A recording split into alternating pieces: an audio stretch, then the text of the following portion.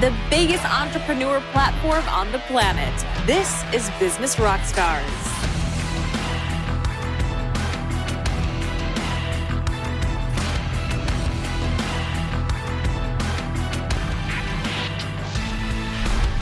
This is Business Rockstars. I'm Mark Lack, and joining us is a special guest, Marguerita Vorobioff. She's the founder of the Wealth Consciousness Movement, and it's a pleasure to have you on the show today. I am super excited to be here today, Mark. So, break it down for us real quick, short and sweet. What does the Wealth Consciousness Movement do? I'm incredibly passionate about freedom and helping people to free themselves mentally and emotionally from the things that are binding them, keeping them stuck, and stopping them from being the best that they can possibly be. I love that, and this is a subject that we can just tear it up on. So, why is it that people are held back and stuck, as you said? Well, we have so much greatness inside of us, but when we're born into environments that don't actually foster that. They train us out of who we truly are. What is they? Parents, the school system? Our environment in general. So our entire environment actually wires our brains, and we forget who we truly are. We forget that we are infinitely powerful, and we become dumbed down. The whole of society just tends to dumb us down. Our media, the programming that we get from the authorities in our life, from our parents, from all the people who influence us, our environment is so influential and literally wires us to believe that we are so much less than we are. Which I 100% agree with. And I want to know, is there obviously some type of a solution for us, or are we all just doomed? Yeah, no, not at all. And this is why I'm so passionate, because there are some really incredibly powerful mindset tools out there. And you can transform your mind within a relatively short period of time. So it's literally getting into the neurons of the brain and rewiring the brain. It's releasing the emotional attachment from those beliefs, stories, paradigms, fears, doubts, all the things that are keeping us locked into this paradigm that's telling us that whatever we want to achieve, it's not safe, we're not good enough, we don't deserve it. So it's releasing those neural attachments so that we are free to express who we truly are in the world. So you said there was some tools. What are some of these? Is it like, I myself will listen to like brain training and positive reinforcement and psychology with audio programs and meditation? Is it things of that sort, or are there other things out there? Oh God, there's so many. So that is incredibly powerful. What you put in is what you get out. Yeah. So you've got to listen to the right stuff, listen to the right people, positive reinforcement of the new programming that you want. There's also other ways that you can kind of take a shortcut. So positive affirmations and Which would be what, if somebody doesn't know, for example? So a positive affirmation, so gratitude's amazing. So I am so grateful that my yearly income has now become my monthly income. And you can say that over and over and over. It's repetition. Even though it may not be true yet, No. you're reinforcing it in almost like a law of attraction.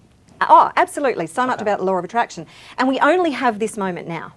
So time actually doesn't exist. It's a unit of measurement, right? It's a construct. It's a human construct. So we have this perception that there is a past, a present, and a future, when really, think about it, there's only now. There is no other moment than this moment right now. So whatever it is that you desire, forget the word want, whatever it is that you desire, you got to claim it, and you got to claim it in the now. So positive affirmations are incredibly powerful. There are other tools as well. So I like to use EFT Tapping. So that's this technique, which is so powerful at actually rewiring the brain. The theory behind that is that everything is held within our energy body and our energy system. When you use the acupressure points and you focus on what you don't want, you actually release the emotional attachment. And once you've released the emotional attachment, it can no longer control you. The things that control us are the emotional attachments that we have. The meaning that we gave to the thing. Yeah, absolutely. The beliefs, the stories. An event has already happened. You can't go back and change that, even though time doesn't exist. Yeah. So you can't literally, in our 3D paradigm, you can't go back and change that, but you can release your emotional attachment so it no longer has relevance to you in the here and now, and then you have the freedom to create whatever it is that you want from that point forward. So most of us go through life conditioned from our environments, and it's usually the wrong conditioning that is creating these metaphorical ball and chains that hold us back, limiting stories, past trauma and pain and adversity. And because of the meaning we've given those things, it holds us back from achieving our full potential. And these are tools to release that, to be able to move into a greater version of yourself. Yeah, absolutely. So there's other tools that I use. EFT is one of the primary ones that I leverage for people. How does somebody even go about learning something like that, for example? I mean, is it as simple as tapping on my face, or is it knowing, obviously, more so like almost like acupuncture, like where to do the taps and pressure, and like tell us more about that for somebody out there, because when I first heard about it, I thought this is a bunch of nonsense and a bunch of mumbo jumbo. I'm tapping on my face. Like, so tell us more, like how do you even begin learning about this? Is there a YouTube video, a book, a course? It's everywhere.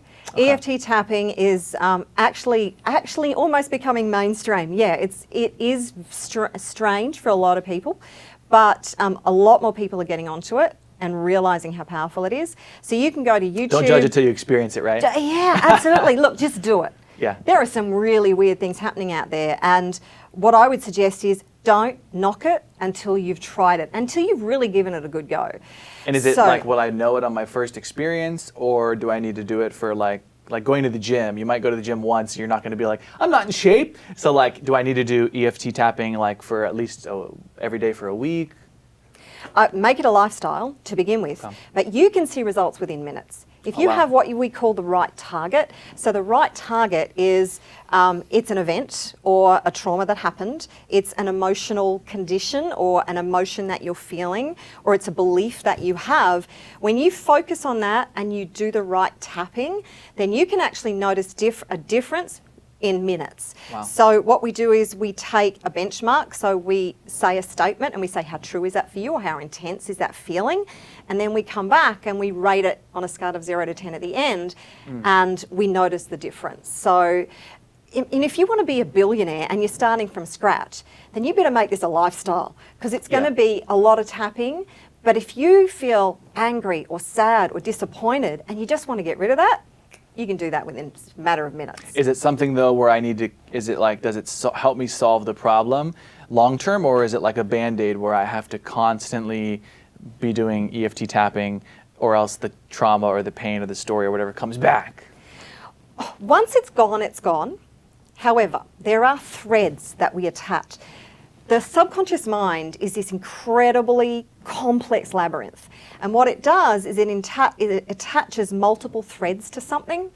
So what you need to do is tap on the thread and follow the thread and then release that, and you'll find instant relief. And then a few days later, you might like, that thing, it's come back again, but it'll be a different aspect or a different thread, and you just need to do it. Every now and again, we get what we call the 1 minute miracle, which is you actually find the absolute core and you get rid of that, and it's like, oh, happy days. So I get it's like the roots of a tree versus like the actual full thing. So this might be over some people's head, and we'll give them a chance to reach out to you if they want to learn more about this, so they can search it online. But what are some other things, like when people are being held back, besides EFTs or besides positive affirmations? Let's cover a couple more things. So I'm in business, I have stress, I have anxiety, I have so many things on my plate that I'm dealing with personally, professionally, maybe my team, maybe logistics, maybe money, cash flow, accounting. There's so much as a business owner that you could be dealing with, and the stress and the anxiety that can come with that. So what is some advice for people out there, in addition to the ones you just gave with EFTs and positive affirmations? Some daily habits that I could do to strengthen my mindset.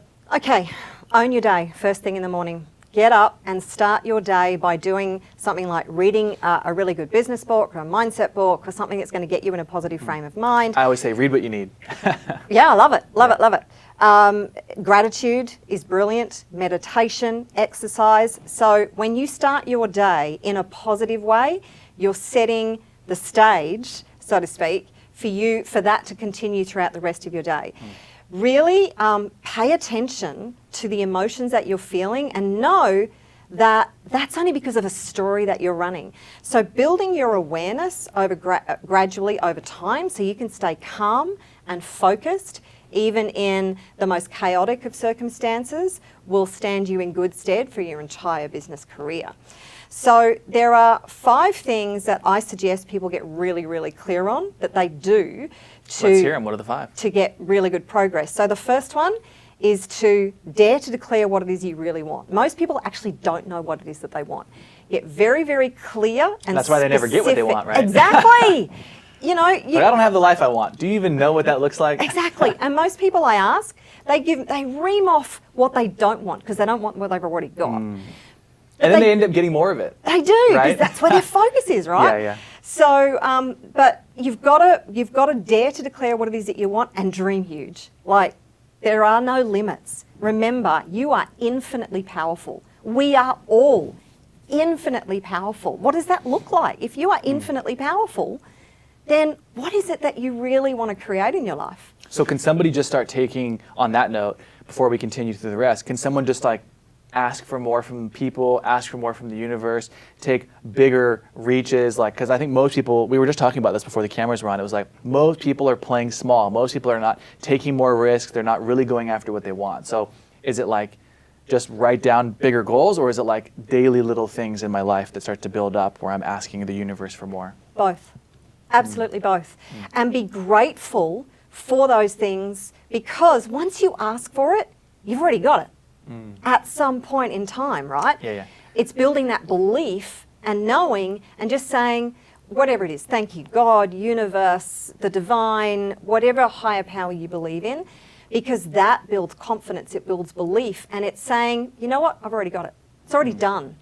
And that way, when you have that kind of confidence and you go into your day with that kind of confidence that I'm just doing what I need to do on a daily basis and taking those baby steps. It's the little baby steps that you do every day that gets you to where it is that you want to go. Yeah, I think most people are trying to chop the tree down in one swing versus realizing that it's just chipping away. Every single day, chipping away at it, and eventually you'll get, you know, what it is that you want in life, like you said. So let's pick up. What are the other ones? You said there was 5. I think we covered 2. We've covered 1. We covered 1. Okay. Yeah, we only covered 1. So the second one is focus and attitude. So you've got to have laser-like focus on what it is that you want. You've declared it. Now you've got to focus on it relentlessly to the exclusion of everything else. Focus on your dreams and forget about your problems. You'll need to solve your problems, but focus primarily on your dreams. Yeah. Attitude, can do no matter what, whatever it takes. Get out of your own way, make it non-negotiable, and show up with attitude every single day. Number 3 is leverage your superpowers. We're all given gifts, talents, and we have a core genius inside of us. What are you passionate about? What is it that fires you up? What is it that breaks your heart? So really, and what is it that you do really well and play at that other people have to work at? So discover and leverage your core genius and your superpowers. And that not only gives you a chance to probably create bigger impact, more money, but also joy and fulfillment. And I think most people almost feel like there's a separation between income and passion. Like the two don't mix. And I think that what you said is spot on. Oh, do what you love, love what you do. There is no other way to live life. So the 4th thing is to reclaim your power. And this is rewiring the brain, getting rid of those stories, the fears, the doubts, the limiting beliefs that are holding you back and keeping you stuck. And knowing that you are bigger than any challenge you will ever face. When you show up knowing you are bigger, it doesn't matter what challenge, you're going to face challenges. You're going to be stretched. You've got to stretch yourself, particularly if your vision is big. Yeah. Get out of your comfort zone. There is no room for your comfort zone where you're going. And I would say if you don't feel uncomfortable with how big your goals are and pursuing them, they're probably not big enough. Oh yeah, absolutely, totally. You should be uncomfortable. Absolutely, without a doubt. Love it. And then, so you've got this big goal and this big vision. It seems huge. It seems like impossible to you. So it's just right. It's absolutely, absolutely. Yeah. Break it down. Break it down to doable chunks. And 5th, take inspired action every single day. Now, the key word here is inspired. We're all out there doing the do. There are a lot of very busy people out there, but they're not necessarily achieving very much. But when you focus on what it is that you really want to create, the universe, God, is constantly giving you information, inspiration, guidance. You've got to pay attention and you've got to take action on that, because that's going to get you a whole lot further, a whole lot faster than just logically going, oh, well, I need to do this, this, and this, because some of the stuff that will show up doesn't actually make sense. You're like, why do I need to go and do that? Yeah. So like, I guess the difference was, one of the things you said was like just doing work and being busy versus being productive, which is a huge one. I mean, I think we all in times of our life can identify where we were doing 8, 10, 12 hours of work. We were being busy, and then at the end of the month or the week, there wasn't more money, there wasn't more abundance, there wasn't more fulfillment, because we were just checking things off of the to-do list versus focusing on like a high income, a high impact activity. So how can one go about identifying some of those high income and high impact activities versus getting caught up in what we think are tasks that just need to get done? This needs to get done. Does it? Yeah. I think a lot of the times people don't realize how they can outsource and delegate, and I think that's a good distinction that you pointed out. Oh, most definitely. And it's really learning to prioritize and prioritize strategically. So it's looking at your to achieve list, I like to call it, not a to-do list. And it's going, really, how much progress is this going to make me? Picking out the 3 things that are going to get you the greatest progress and doing those first. Now, there are other things, the back end, has to get done. And if you can't outsource it, depending on where you're at in your business right now, if you can't outsource it, I highly recommend that you find people who play at the stuff that you don't like. So their core genius might be the accounting side of things. There is no way I'm touching Which is so boring for me, right? God. There's no way I'm touching my books because firstly, yes, it's boring. Secondly, I can never make them balance. Yeah. So I'm going to get an accountant to do my books every single time. But there are so many things that you can outsource and delegate. And this is buying back your time. So, and this is what wealthy people do. They buy back their time, they focus on what they're really good at, and they nail that one thing and they outsource everything else. Now, if you're bootstrapping right now in your business, then that might not be possible. Because that's what I hear people on the cameras, on the other side of the screen saying is like, I don't have any money. But which another question, or you can just dig in on it now, is like, I think successful entrepreneurs and people in general are inherently resourceful, where other people who struggle to take off, they use the excuses that I don't have the capital, the team, I didn't grow up with better education or access or a network. And so what do you feel like is the difference between being resourceful and versus having resources? Because I almost think if you have the resources, oftentimes it makes you lazy and comfortable. Look, having spent time with millionaires and billionaires, there is never an I can't.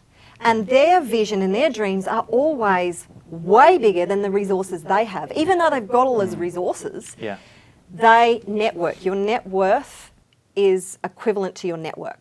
So you've got to build that network. You've got to surround yourself with really good people and be able to reach out to them. And it's getting very strategic and knowing that anything is possible. I really want to get this across. Anything is possible. You have to eliminate I can't from your vocabulary and a lot of other really negative words. The 3 favourite excuses people use, they're not reasons, they're excuses, are I don't have the time, I don't have the money, I don't have the energy. Rubbish. You're infinitely powerful. You come from a source of infinite abundance of everything. We live in a world of infinite abundance. So stop saying I can't, start saying how can I. The questions you ask this infinitely powerful computer right here will start to return you different answers. So turn your statements of whatever the limitation is into expansive questions of, okay, well, right here, right now, according to what I can see right in front of me, it doesn't seem possible. But how can I make it possible? So powerful questions. Yes, powerful questions are incredibly, because as soon as you ask the subconscious mind a question, it goes to work trying to find the answer. And if you're simply saying statements like, I don't have enough money, I'm always broke, I'm too fat, I'm too old, then the subconscious mind goes, okay, we'll just lock that in.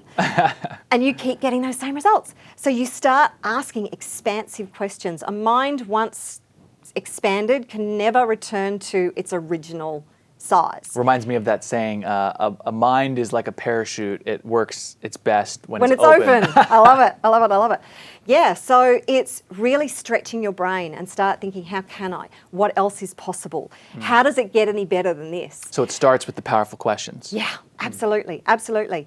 And Should then people like write those down and just have them as like go-to to kind of like freshen up the mind and just like, whenever I have this statement, I can't afford it, I can't blank, right? Immediately replace it with positive questions. Is that what you're saying? Absolutely. So pay attention to everything that your mind is regurgitating.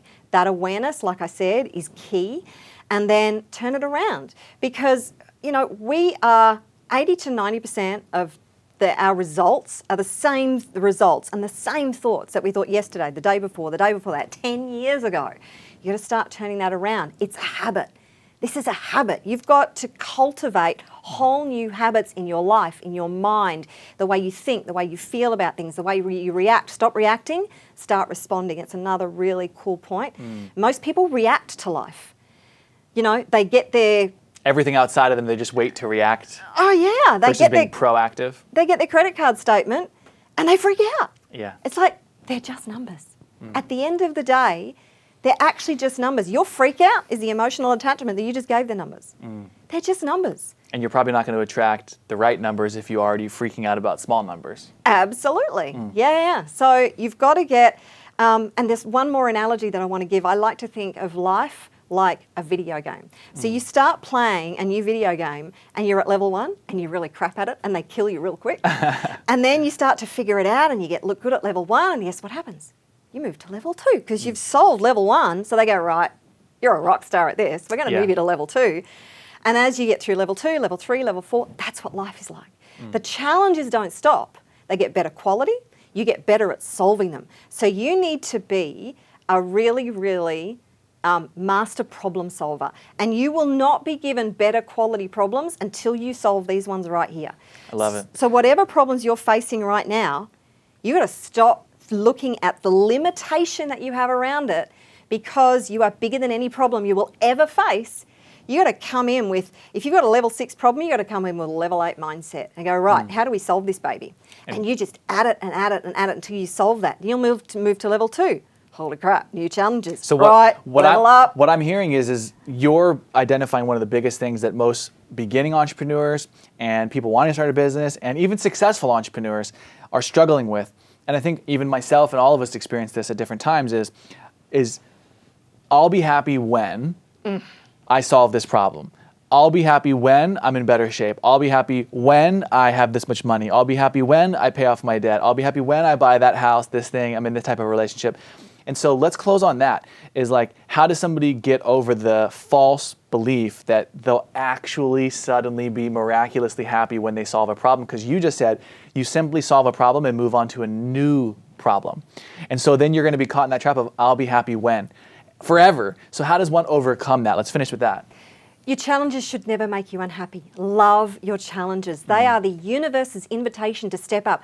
Whether you're at the beginning right now, whether you've got hundreds of millions of dollars, and whether you're just looking to go to that next level, it doesn't matter.